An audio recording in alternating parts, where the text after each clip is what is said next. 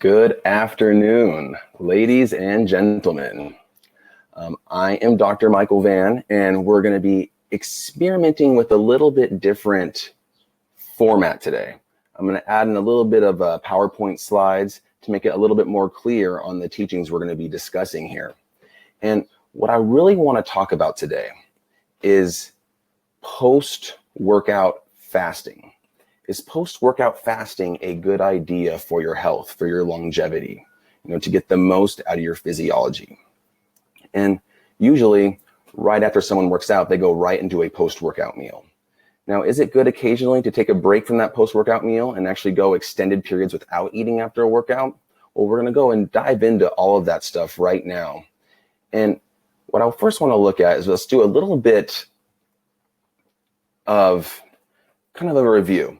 After you do something like a resistance training workout, a HIIT style workout, a high intensity interval training workout, that period afterwards, and usually they say the 30 to 60 minute mark, some say 90-minute mark, we call that the anabolic window of opportunity. And what I mean by that is that that's where usually you have the most capability of doing some protein synthesis in your body. During your workout, you've broken down those muscle fibers. So that period after, they call it the anabolic window of opportunity, because that's most likely where you have the highest insulin sensitivity and the more likely to increase the amount of protein synthesis. And so that's why most people will go after a high protein, low carb type of shake or type of meal using grass-fed whey protein concentrate, etc. And so that's generally a very good idea.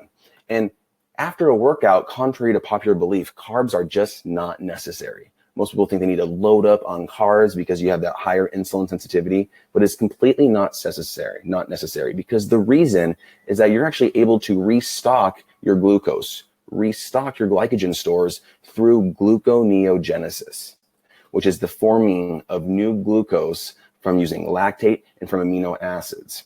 And so carbs itself are completely not necessary. And we're going to do another video on just that for right now. But really, let's see here. Reason why a fasting workout can be so beneficial. One of the reasons is that when you fast after your workout, what you're going to do is you're going to actually maximize your hormonal response. And what I mean by that is you're going to maximize human growth hormone release, testosterone release. And together, both of those hormones not only are just like your fitness hormones for healing, growth, repair, but it's going to help you increase bone density. It's going to help you increase muscle mass, etc. So fasting after a workout can actually provide you with a maximal hormonal response. Mark Sisson was talking about this nearly 10 years ago. So it's pretty interesting when you're looking at this type of hormonal response you can get from fasting after a workout and not going right into a protein-rich meal directly after. And so when we look more into this, HGH, human growth hormone, and insulin are indirectly related. So if we want high HGH, we got to have low insulin. That's the bottom line. That's how your body works. And so that's why a ton of carbs post-workout is definitely not ideal, because a ton of carbs are going to raise insulin, which is going to shunt your HGH process. And even though protein can slightly raise insulin as well, when we take a break from anything that can raise insulin, we're going to maximize the function and the release of HGH. And one thing we do know, actually we know two things. The two things that increase HGH the most are fasting and resistance training or HIIT training.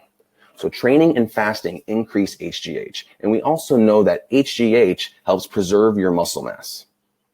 And so it goes to show that if fasting and training increase HGH and HGH helps preserve our muscle mass, then that goes to tell us by deductive reasoning that occasional fasting will not blunt your protein synthesis. It absolutely won't. In fact, it won't do any of that sort. It's actually going to increase that hormonal response. And if you look at our hunter-gatherers, if you look at our ancestors, what did they do? They were a little bit different. They would go on these series of hunting trips, right? And during those hunting trips, they weren't always successful.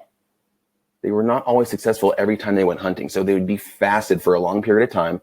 They would be doing a high intensity workout, but sometimes they weren't successful. And so they didn't always have this post-workout meal after a series of, unsuccessful hunts. And so just like our ancestors, the same thing with us. We don't always have to have a meal right after a workout. And so I think an occasional fast could be actually beneficial for your body. But let's look a little bit more into this. My take-home message today is a high protein, low carb post-workout meal, most of the time about 30 to 60 minutes after a workout, is ideal. You know, definitely keeping those low carbs there. I use a little bit of spinach sometimes, but really just having a low net carb, high protein, grass-fed whey protein concentrate from just the healthiest sources is my favorite. And the other take-home test is that assuming that you have ample body fat and you're not overtrained, you're not constantly in this catabolic state, then I think fasting occasionally after a workout is a good thing and can have profound impacts on your body and really just help you get the most out of your physiology. And a bottom line, when we're talking about how our body functions at its optimum, is that when we vary our eating patterns, vary our exercise patterns, varying our fasting practices, that ultimately allows us to maximize our hormonal response, but also the physiological benefits, because we're causing our body to always have to adapt to different situations.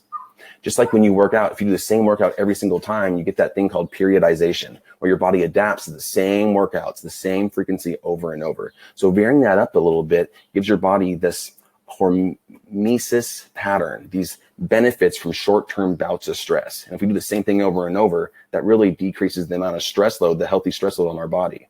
So I think that varying this as much as possible can be great. I do a fasted workout and a fasted post-workout about once every week. And I'll do that, and I won't start to eat till about 2 to 3 hours after my workout. And really, when you look at studies, the insulin sensitivity enhancement after a workout doesn't just last, 30 to 60 minutes. It can last up to 24 hours after that. So you're not going to blunt your protein synthesis. You're not going to blunt any negative effects. I think it only can help you increase that because of the hormonal increase you're going to allow your body to get. And so I hope that this makes sense. I hope that you guys try this for sure. Definitely take home. Protein shake is excellent post-workout on most days, but occasionally fasting can be a great idea. So give it a try. Let me know how that goes. If you have any questions, comment below and we'll get to those as soon as possible. Thanks, guys.